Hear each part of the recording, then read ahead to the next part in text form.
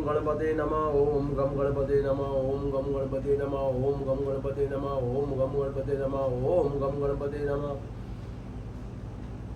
आप सभी को दिव्य नारायण की तरफ से खूब खूब साधुवाद, खूब खूब आप आनंद में रहें, यही हमारा मेन जो लक्ष्य है। देखिए मित्रों, ये जो मनुष्य जीवन है बहुत श्रेष्ठ जीवन है। इस जीवन को पाना कोई सरल बात नहीं है। इस जीवन को पाने के लिए जीव को करोड़ों जन्मों से ईश्वर से प्रार्थना करनी पड़ती है, ईश्वर की भक्ति करनी पड़ती है, और भिन्न भिन्न योनियों में आने के बाद अंत में जो ये मनुष्य जीवन प्राप्त होता है। तो जैसा भी हमारे शास्त्रों में लिखा है, वेदों में लिखा है कि अगर हमें मनुष्य जीवन मिला है तो हमें क्या करना चाहिए। देखिए, मनुष्य जीवन का जो मेन उद्देश्य है, जैसे कि मनुष्य जीवन गर्भाधान के बाद ही जो शिशु का जन्म होता है उसमें मनुष्य अपना जीवन आगे बढ़ाता है। गर्भाधान के बाद व्यक्ति जब जो है धरती पे आता है तो उसे जो है थोड़ा थोड़ा हल्का हल्का जो आहार दिया जाता है, दूध दिया जाता है। उसके बाद जो है उसे 6 महीने बाद थोड़ा दाल का पानी दिया जाता है, तो थोड़ा और बड़ा होता है, साल से 1.5-2 साल के बीच अंदर उसे जो हल्के हल्का चावल, खिचड़ी, ऐसे करते करते करते जब वो बालक 3 से 4 साल के स्थिति में आ जाता है तब उसे जो थोड़ा ज्ञान होता है, तब जो है माता पिता उसे स्कूल में एडमिशन कराते हैं। एडमिशन के बाद वो धीरे धीरे धीरे धीरे जो है अपना जीवन आगे बढ़ाता है। ऐसे करते करते बालक जब जो है युवावस्था में आ जाते हैं, 17-18 वर्ष की उम्र में आ जाता है, तो उसका ब्रह्मचर्य जो है वो मजबूत होना चाहिए। यानी कि बच्चे को जो माता पिता संभाल सकते हैं वो 5, 6, 7, 7 साल, 8 साल तक ही संभाल सकते हैं। उसके बाद बच्चा जो है जब दूसरे के संपर्क में आ जाता है, दूसरे के संग रहने लगता है, तो उसकी ये बुद्धि जो है रिवर्स हो जाती है। यानी कि वो जो है दूसरों के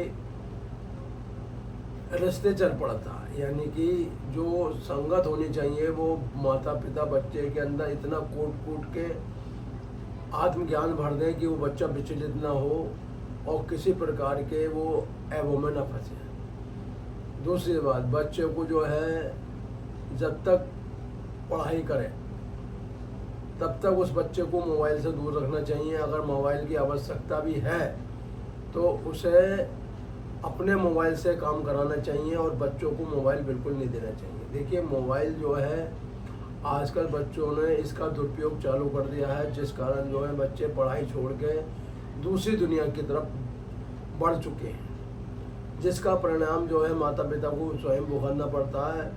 बच्चों को तरह तरह के रोग लग जाते हैं। माता पिता कहते हैं कि हमारे बच्चों को खाया पिया नहीं लग रहा, बच्चा हमारा किसी काम में मन नहीं लगता। देखिए, जब बच्चा गलत रास्ते लग जाएगा, उसकी संगत गलत हो जाएगी, तो वो जीवन में फिर कभी भी उस रास्ते पे नहीं लगेगा जिस रास्ते के लिए उसे मनुष्य जीवन मिला है। तो मेरा मतलब यह है कि आप बच्चे को अपनी आंखों के सामने रखें। बच्चों की जो ये देखें कि उनका किन किन लोगों से मेल जोल है, किससे मित्रता करते हैं, किसके साथ रहते हैं। यानी कि बच्चों को आप सिर्फ 25 साल तक ऐसा अध्ययन कराएं कि जब तक वो अपने पैरों पर खड़ा ना हो जाए। पैरों पर खड़ा होने के बाद भी अगर बच्चा जो है किसी अच्छी नौकरी पर लग जाता है, किसी पद पर लग जाता है, तो उसे एक ही बात सिखाएं कि यही बालक, हमने अपने जीवन में जो कमाया वो अब तुम्हें कमाना है। यानी कि हमने अपने जीवन की जो भी जमा पूंजी थी वो आप पर खर्च करी है, अब आपको अपना जो है अपना भविष्य को संभालना और हम लोगों का भी जीवन तुम्हें संभालना है। इस प्रकार हमारा भारतवर्ष जो है दोबारा से सनातन के रास्ते चलेगा। देखिए, सनातन के रास्ते चलने के लिए बड़ी तपस्या, जो है कठिन परिश्रम करना पड़ता है, जब ये व्यक्ति जो निखर के आता है। उसी प्रकार अगर हमें अब अपने जीवन में बाकी में कुछ बनना है, कुछ करना है, और हमें अपने वेदों को जगा के रखना है। देखिए, वेदों को जगाने से क्या होता है कि हमारी जो संस्कृति है वो आगे की तरफ बढ़ेगी, ना कि पीछे की तरफ बढ़ेगी। तो वेदों का भी हमें अध्ययन करना चाहिए, गीता का भी अध्ययन करना चाहिए, रामायण का भी अध्ययन करना चाहिए। गरुड़ पुराण का भी अध्ययन करना चाहिए, शिव पुराण का भी करना चाहिए, नारायण पुराण का भी करना चाहिए, समुद्र पुराण का भी करना चाहिए। जितने भी पुराण हैं ये सब हमें मांझ के इतना पवित्र और मजबूत और बलवान बना देते हैं कि जिसके बारे में अगर मैं आपको खुल के बताऊंगा तो आप सोचोगे कि मनुष्य जीवन से श्रेष्ठ कोई जीवन नहीं है। इसीलिए हमारा जो समय है ये अनमोल है। ये समय जो है एक एक पल बड़ा कीमती है। एक घड़ी में 24 मिनट होते हैं। उस 24 मिनट में भी अगर हमने अपना समय उस चैतन्य के नाम नहीं करा, उस परमात्मा के नाम नहीं करा, तो हम जीवन में कभी भी सफलता के मार्ग पर नहीं बढ़ेंगे। अगर हमने भारत में जन्म लिया है तो भारत को हमें जो हमारा कर्तव्य होता है कि उसे विश्व गुरु के पद तक पहुंचाना। उस विश्व गुरु के पद तक पहुंचाने के लिए हमें जो है बहुत कठिन अभ्यास करना पड़ेगा। यानी कि सबसे पहले शरीर की शुद्धि है। देखिए, शरीर की शुद्धि जब भी हो सकती है जब हम शरीर को टाइम से भोजन खिलाएंगे, टाइम से सुलाएंगे, टाइम से जगाएंगे, टाइम से सारे काम करेंगे। लेकिन इस समय जो है सब उल्टा पुल्टा हो चुका है। जो व्यक्ति जिस उम्र में मेहनत करना चाहता है उस उम्र में तो वो ऐश करता है, और जिस उम्र में उसकी ऐश करनी होती है उस समय में वो कठिन परिश्रम बनता है। यानी कि कुत्ते ने, उल्लू ने और गधे ने जो अपना योगदान मनुष्य को दिया था, यानी कि मनुष्य की उम्र जो थी मात्र 25 वर्ष थी, लेकिन इनकी जितनी भी तीनों जानवर थे, चाहे तुम्हारे उल्लू रहे, चाहे गधा रहा, चाहे कुत्ता रहा, इनकी उम्र जो है 50 वर्ष थी। इन्होंने सोचा कि हम इतने वर्ष तक खिचड़ते रहेंगे कि हमारा क्या होगा, लोग हमें वैसे जो है मारते हैं, हम पर ज़्यादा अत्याचार करते हैं। इसलिए वो भगवान नारायण के द्वार में गए और बोले, हे प्रभु, हमें जो है अपनी आयु ज़्यादा नहीं चाहिए, हमें थोड़ी आयु चाहिए, और हम इस आयु में भी आपका भजन करेंगे, कीर्तन करेंगे 25 वर्ष में भी, और हम उस मनुष्य जीवन को पाने के लिए प्रयास करेंगे। भगवान नारायण बोले, अगर ऐसी बात है तो मनुष्य भी जो पहुंच गया, क्योंकि मनुष्य की भी उम्र 25 वर्ष थी। मनुष्य भी जाके जो लाइन में खड़ा हो गया। तो जब जो है गधा कह रिया था कि हे महाराज, मेरी आयु जो है बहुत अधिक है, मेरी आयु कम कर दो। वैसे लोग मेरे पे इतना वजन लादते हैं कि उस वजन के से मैं इतना दब जाता हूँ कि मैं पूरी रात चैन से सो भी नहीं पाता हूँ। तो भगवान नारायण बोले, ठीक है। मनुष्य खड़ा हुआ था तो बोले, अगर तेरी आयु कोई ले ले तो मैं तेरी आयु 25 वर्ष कम कर सकता हूँ। मनुष्य बोला, हे प्रभु, मेरी आयु बहुत कम है, 25 वर्ष में मैं क्या करूँगा। तो भगवान ने जो है ठीक गधे की जो 25 वर्ष की आयु मनुष्य के नाम कर दी। उसके बाद जो है कुत्ता बोलने लगा, हे प्रभु, मैं भी जो है दिन भर मारा फिरता हूँ, कोई मुझे पत्थर मारता, कोई मुझे एक गिलास पानी भी नहीं पिलाता, कोई रोटी का टुकड़ा भी नहीं देता। अगर कोई दयावान रोटी का टुकड़ा या कुछ गिर देता तो हम लोगों का पेट पल जाता।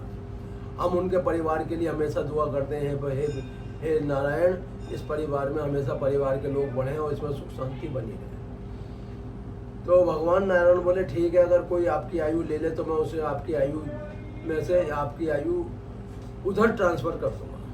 मनुष्य बोला, हे प्रभु, 50 साल में मैं क्या करूँगा, 50 साल में तो मैं जो है कमा के आगे बढ़ूँगा, लेकिन आगे का जीवन कैसे आराम से लूँगा। तो कुत्ते की भी 25 साल की उम्र जो है मनुष्य को मिल जाती है।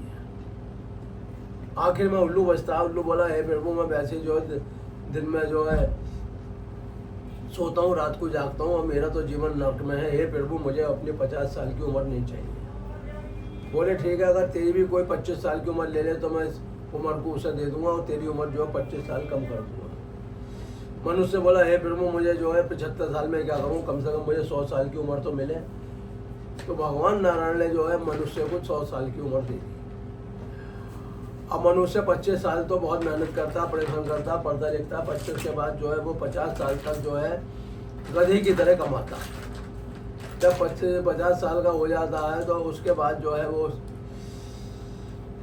जब वो परिवार के बीच आ जाता है, उसका परिवार बन जाता है, तो फिर वो भौंकने लगता है। तो परिवार के लोग कहते हैं कि कुत्ते की तरह भौंकता रहता है, ऐसा और कोई काम नहीं है। जब मनुष्य 75 साल की उम्र में आता है तो वो रातों को उसे नींद नहीं आती, क्योंकि उसके जीवन में संघर्ष करा, उसने जो कभी भगवान नाम का जप नहीं करा, वो उल्लू की तरह जागता रहता है। इस प्रकार मनुष्य अपने जीवन के 100 वर्ष इस प्रकार से पूरे करता है। लेकिन अगर मनुष्य अपना जीवन बाकी में जो है सात्विक और बढ़िया बनाना चाहता है तो उसे जीवन में सर्वप्रथम जो है अपना ऐसा क्रम रखना चाहिए, ऐसा अपने साधना करने चाहिए जिससे कि वो मुक्त आत्मा बन जाए। इसलिए मनुष्य को जो है अपनी समय के अनुसार 1 से 2 घंटा जो उस नारायण के ध्यान में लगाना चाहिए, यानी कि इस नाड़ी शुद्धि के लिए। तो आइए तो आज हम आपको बताते हैं कि नाड़ी शुद्धि होती क्या है। नाड़ी शुद्धि जो हमारी ये 2 नाड़ी है, चंद्र सूर्य नाड़ी, ये हमेशा बंद पड़ी रहती हैं, जिसके कारण हमारी बुद्धि भी कार्य नहीं करती और हमारे ज्ञान का तंतु जो हमारा मस्तिष्क है उसका पूर्ण विकास नहीं हो पाता। इसलिए हमें अपने ब्रह्म नाड़ी जगाने के लिए, देखिए जो चोटी होती है ब्रह्म नाड़ी होती है, जहाँ नाड़ी हमेशा सोई रहती है, जिसके कारण व्यक्ति जो है बार बार जो है जन्म मरण के चक्कर में पड़ जाता है। इसलिए हमें अपनी नाड़ी को जगाने के लिए कम से कम रोज जो है 10 से 15 मिनट जो है नाड़ी शोधन का अभ्यास करना। नाड़ी शोधन का तात्पर्य यह है कि आपको लंबी गहरी श्वास खींचनी है बाएं नाड़ी से,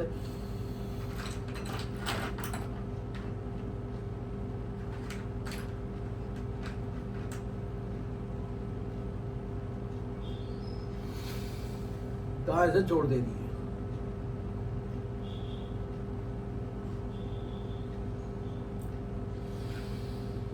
दाएं से वापसी लेकर रोक लेना।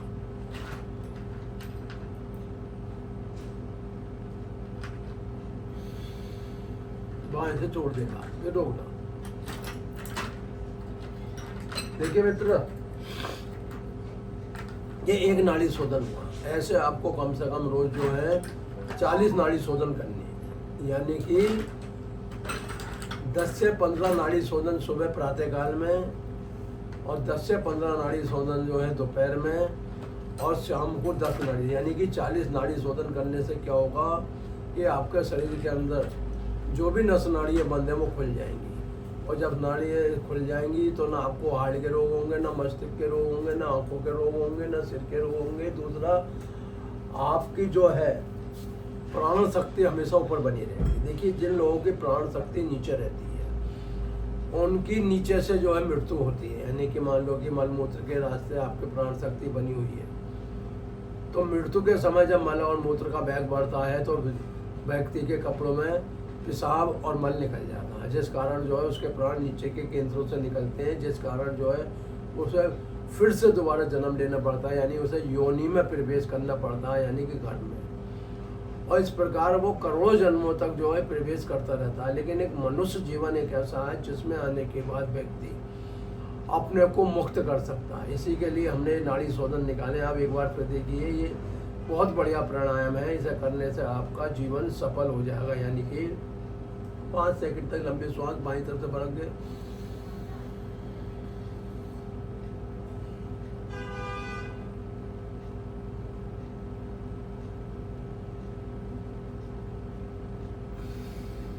निकाल देंगे।